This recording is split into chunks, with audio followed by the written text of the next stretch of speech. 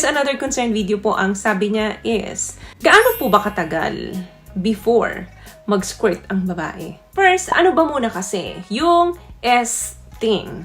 Ang squirting po refers to fluid na ini-expelled ng vagina during Big O. Meron pong mga babaeng hindi talaga nakakagawa nito. Meron din naman pong mga babae na akala nila na experience nila yun pero wala naman lumabas. Pero yung pakiramdam is posibleng na-experience nila kaya nasabi nila yun. Minsan, ang tawag nila dito is female ejaculation. Ano ba yung pakiramdam nito kapag nangyayari ito sa babae? Tulad din po ng pakikipagtalikyan, hindi pare-pareho ang nai-experience ng mga babae. May mga report po na nagsasabi na mas intense daw kapag sa tinggil. Na kapag dito daw sila napasquirt ng mga partner nila is sobrang intense. May mga nagsasabi naman na hindi. Mas less daw kapag sa tinggil at mas masarap kapag daw may penetration or pagpasok ng ari ng lalaki. So, that means iba-iba po ang pakiramdam naming mga babae. Hindi rin po pare-pareho ang volume or yung dami na lumalabas na fluid sa babae sa tuwing sila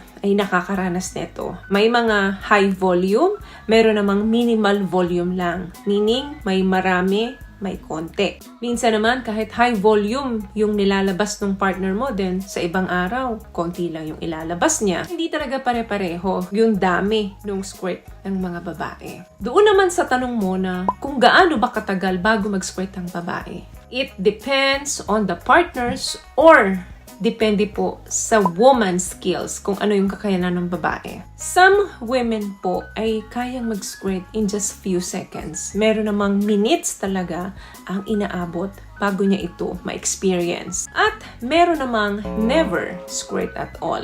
Karagdagang mga information, pwede nyo rin po panoodin yung mga naunang video ko regarding sa topic na to dito po. What I love about this product, itong No More Dark Secret ng K-Skin, bukod sa may advanced whitening na siya na kung saan pwede niyang matulungan na pumuti yung mga singit-singit mo, moisturizing, meron siyang anti-irritation, antibacterial, maintain healthy pH level. Hindi lang pambabae, meron din po tayong pang-lalaki. So, now, every lady is different. Wala po talagang time frame kung gaano katagal bago niya ma-experience ito o kung gaano kabilis. Wala rin pong limit kung ilang beses niya ba ito ma-experience during pagtatalik ninyo. Wala rin pong exact na sukat ng dami ng volume na ilalabas ng babae kasi minsan high volume talaga, minsan naman low volume. So maybe depende rin yan sa mood ng babae or depende doon sa ginagawa ng lalaki sa partner niya. Kung matyaga ka, talagang mapapalabas mo lahat sa kanya to.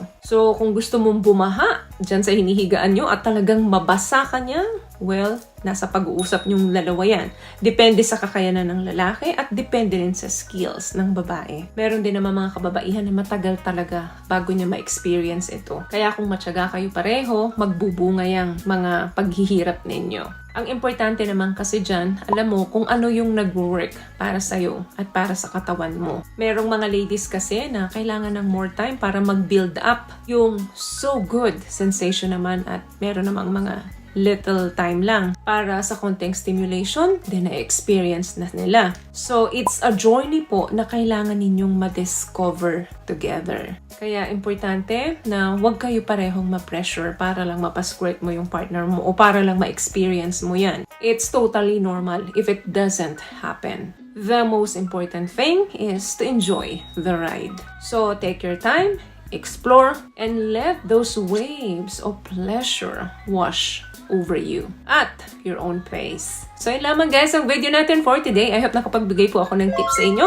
At kung nagustuhan nyo po ang ating video, please give it a thumbs up, comment down below, and also share this video na rin po sa mga kaibigan na sa tingin nyo matutulungan ng video natin. Once again, palagi po kayong mag-iingat at palagi po kayong manalangin. Thank you guys for watching and see you in our next one. Always love yourself and be a blessing. Bye!